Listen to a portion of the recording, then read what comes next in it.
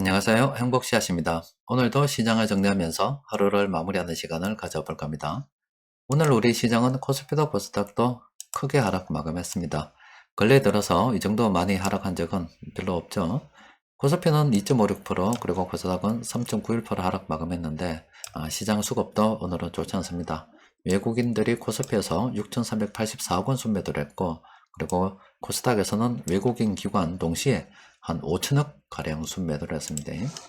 그리고 시장에 나오는 이 뉴스들 쭉 정리를 해보면은 뭐 난립니다. 지금 어떤 데는 은행이 하나 파산을 했고 미국 금리 인상도 쉬어갈 수도 있다. 또 여기는 안 나옵니다만은 우리나라 한국은행도 이번에 기준금리 동결할 가능성이 크다, 이런 이야기들도 나오고, 전반적인 시각은 긴축은 이제 끝났다, 이쪽으로 나아가고 있는 것 같아요. 또 그리고 시스템 위기 측면에서는 그렇게 번질 가능성이 낮다, 이렇게 이야기를 하는데 자꾸 이거는 공포가 확산이 되고 있죠. 여기서 우리가 이제 정리를 해봐야 될 키포인트는 이렇습니다. 은행이 일단 하나 무너졌는데 그 은행 여파로 한 개 더 무너졌어요. 그러니까 계속 도미노처럼 무너질 것이 좀 두려워. 미국 정부에서는 재빨리 나서서 이거 두 개 일단 우리가 보증해 줄게. 앞으로는 이런 일이 안 생길 거다. 만약에 혹시 이런 일이 생긴다 하더라도 돈은 다 보존해 줄게, 이런 이야기를 했습니다. 재빠르게 진화를 하려고 하고 있어요. 그런데 뭐 어디까지나 이거는 정부의 립 서비스일 수도 있다, 그런 말씀 드렸잖아요. 또 그리고 앞으로 어떤 일이 일어날지 모르는데, 특히 요즘 같은 경우는 이런 도미노 파산이 아니더라도 마녀 상냥을 당하면은 그냥 그 기업이 끝날 수도 있어요. 특히 금융권이 그렇습니다. 어떤 은행이 있는데 이 은행이 뭐 위태위태하긴 합니다만 어렵지만 근거히 어떻게 버텨 나가고 있어요. 그런데 뭐 악의적인 소문이 돌아서 이 은행 지금 위험하다더라, 이런 소문이 퍼지면 요즘 은행 안 가도 되니까 순식간에 너도 나도 이래 스마트폰 들고 설치 사기 시작하면 이 돈 빼는 거는 뭐 순식간에 빼버린다고요. 그럼 은행 하나, 멀쩡하던 은행도 박살날 수 있어요. 그래서 요즘 뭐 좀 힘 있는 사람들, 금융당국이나 어떤 정부 있는 사람들은 다른 어느 때보다 입조심을 좀 해야 되고, 또 금융권에 있는 사람들도 입조심을 좀 해야 되는 그런 시기가 도래한 것 같습니다. 어쨌든 뭐 이런 립서비스가 지금 소문들이 막 돌아다니고 있습니다. 시스템 위기에 대해서 걱정을 하게 됐고, 지금 그 여파로 걱정스러운 돈들이 이렇게 팔렸다라고 보시면 됩니다. 시장을 팔았는데, 금융시장, 특히 외환시장 쪽으로 가서 보면은 아직 뭐 크게 뭐 동요하고 있지 않은 그런 모습은 보이고 있습니다. 만약에 금융위기가 되고 한국에서 뭐 돈을 갖다가 빨리 빼야 될 입장이라면 이 외환시장 환율이 이렇게 남아있지 않습니다. 그냥 이래 날아갑니다. 그런데 뭐 뉴스는 수만 가지 뉴스가 나올 수 있다라고 늘 말씀드리잖아요. 우리가 봐야 되는 것은 그 돈입니다, 돈. 그런데 오늘 외국인 투자자들이 팔았다는 것은 좀 걱정스러워하고 있다, 이 말입니다. 그런데 일단은 조심스러운 차원에서 일단 현금 확보를 좀 챙겨놨는 부분이 있겠죠. 그런데 정말로 이제 시스템 위기가 도래된다 그러면은, 그런 어떤 조짐이 있다 그러면은 외환시장 난리 납니다. 이런 식으로 돈을 쑥 빼버리겠죠. 그러니까 외환시장으로 봐서는 아직은 걱정할 단계는 아니다. 그런데 시장 투자 심리가 좋지 않기 때문에 이미 채권 같은 경우는 금리 인상 이제 물 건너갔다 하고 영 분위기가 좋지 않습니다. 자, 그런데 지금 내일 당장 인플레이션 관련 물가의 지수가 나옵니다. 이제 여기서부터 조금 혼란이 시작될 것 같아요. 자, 지금은 은행 두 개 무너졌고 시스템 위기도 갈까봐 좀 두려워하는 그런 시기라고 말씀드렸잖아요.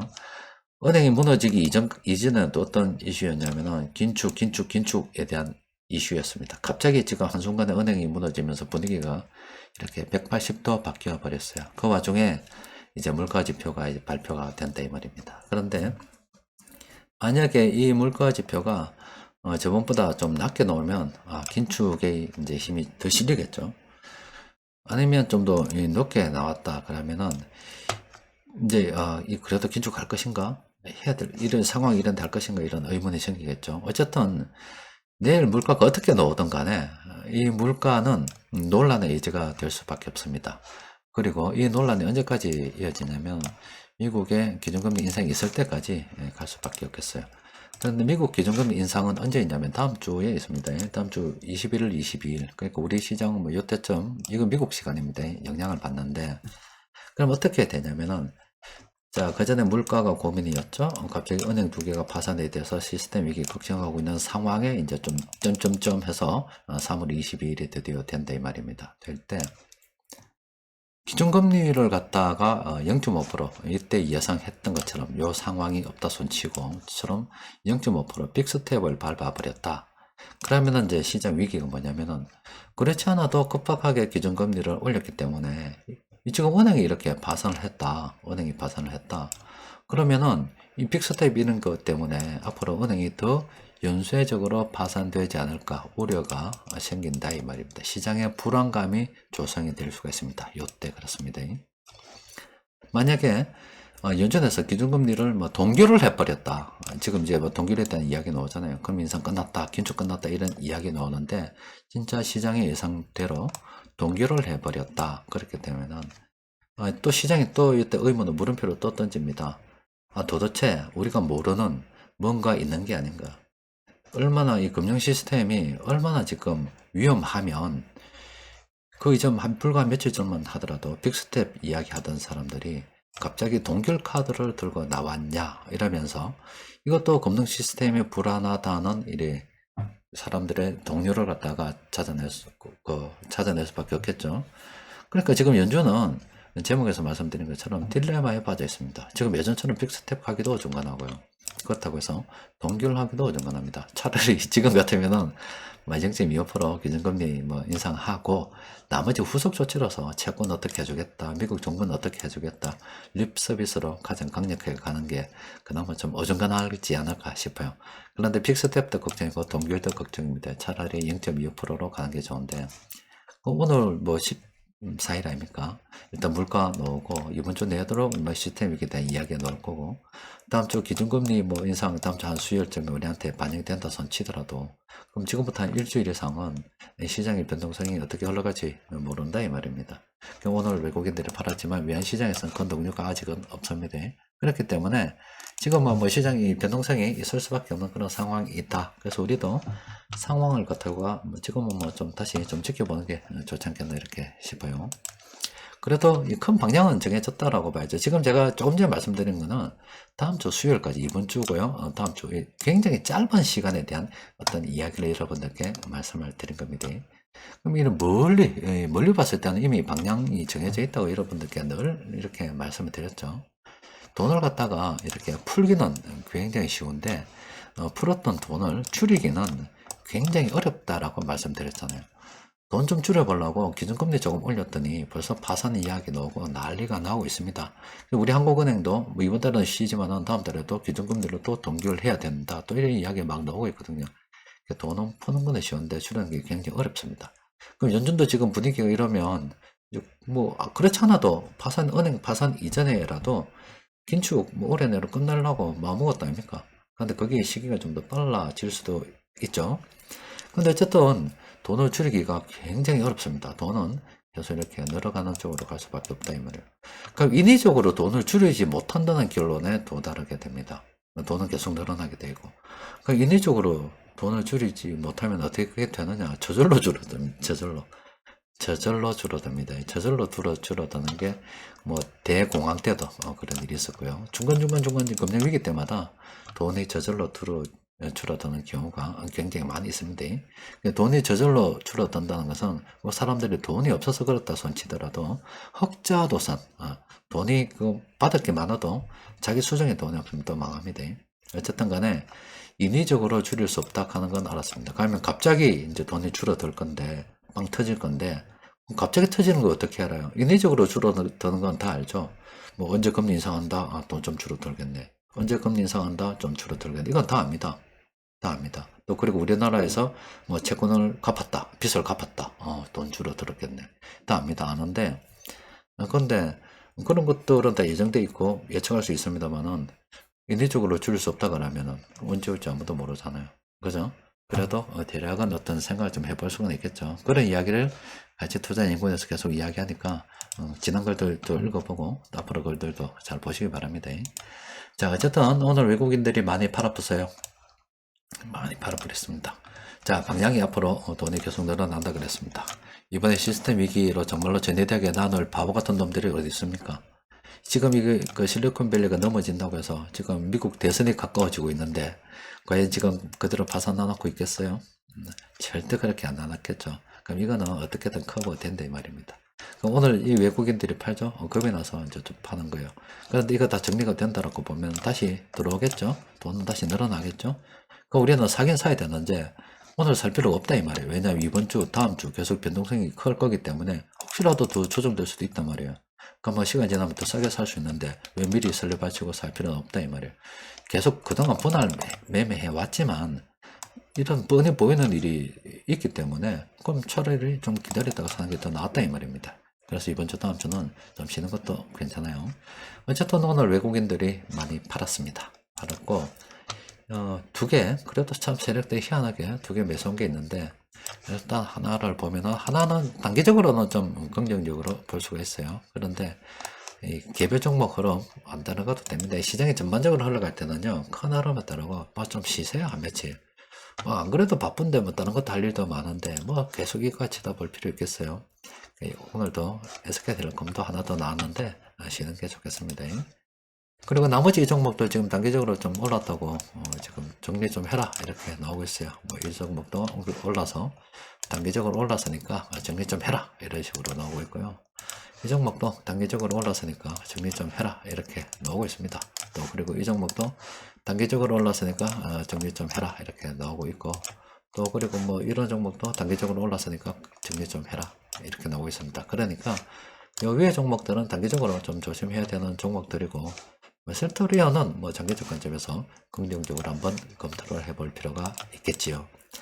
여튼 요즘 제일 머리 아픈 사람이 아마 이 사람이 아닐까 싶어요. 이제 9월차 아픈 일이 생겼습니다. 그동안 금리 인상으로 뭐 통해서 물가를 2%뭐 잡아 들어가니 많이 이런 이야기를 계속 했는데 2%가 있습니까? 가기도 전에 지금 큰일 나게 생겼습니다. 이미 다 예상된 일인데 어렵습니다. 이 파산이란 게 이 돈이 늘어든다는 것과 늘어난다는 것과 줄어든다는 의미는 완전히 다릅니다. 아직도 이 금리 인상을 갖다가 금리를 인상하는 게 금리 인상이란 그 용어 자체가 한국은행에서 금리 올렸다 뭐 이렇게만 생각하는데 그건 아닙니다. 금리를 올린단 말은 이 수많은 사람들 중에 누구는 낙오된다는 말입니다. 누구는 이 시장에서 낙오된다는 게, 금리를 올린단 말은 이 수많은 사람들 중에서 누구는 시장에서 낙오돼서 파산을 한다 이 말입니다. 그러니까 최근에 미국에서 기준금리를 올리는 동안에 여러분들 주변에 그런 사람들이 없어서 그렇지, 한 부동산 경기가 한참일 때 그 거품을 참 참지 못하고 손이 퍽 형편은 안 되는데 유동성 관리가 못하면서 산 사람들이 있을 거예요. 그런데 그 사람들 이미 지금 금리를 올려서 이자를 감당하지 못해가지고 돈 날렸다 이 말입니다. 재수 없는 사람들은 집도 다 날린 사람들도 있고요. 그리고 누군가는 파산한다는 얘기예요.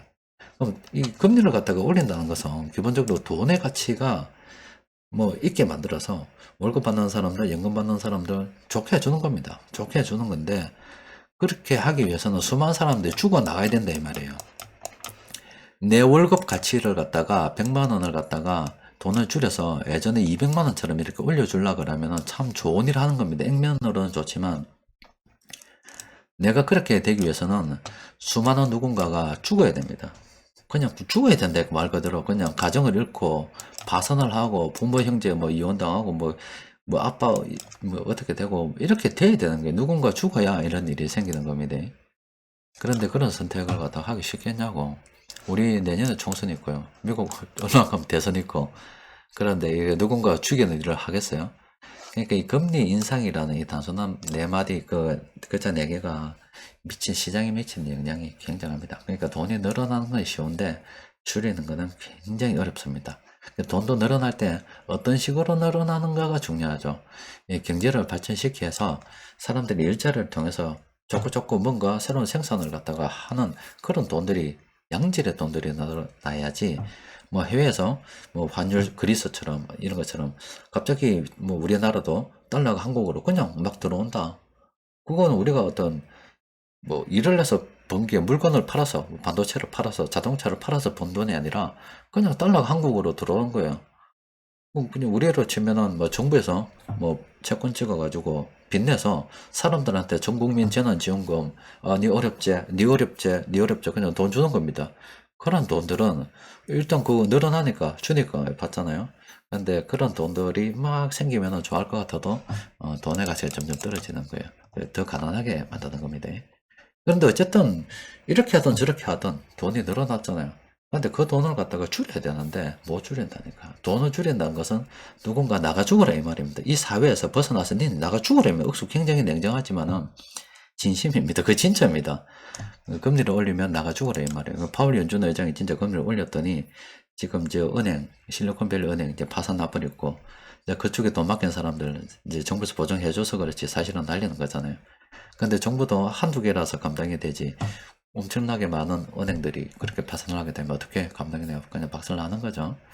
그러니까 이 돈을 줄이기라는 게 상당히 어렵습니다. 그걸 다 이해를 한다 그러면은 유동성 관리만 잘하면은 주식, 부동산 사야 되죠.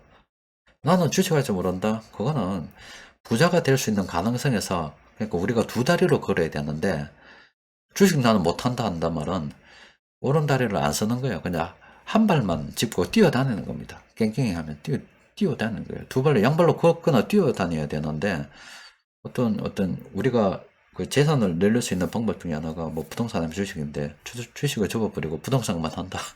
그런데 주식도 없고 부동산도 없다. 나 집도 없고 주식도 없다.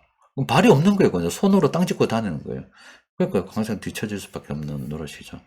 그런데 손으로 이거 다니면 빨리 내가 한 발로 부동산을 사고 주식을 사서 두 발로 딛고 일어설 수 있도록 가야 되는데 아이고 난 다 포기다. 나 모르겠고 그냥 지금 있는 동안 나는 욜로 할 거다. 욜로.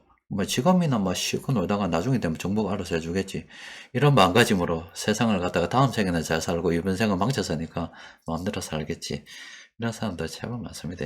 그러니까 지금 돈이 늘어날 수밖에 없다 하는 것만 정확하게 이해를 한다 그러면은 뭐 우리가 무엇을 해야 될지는 분명하게 정해져 있는 겁니다.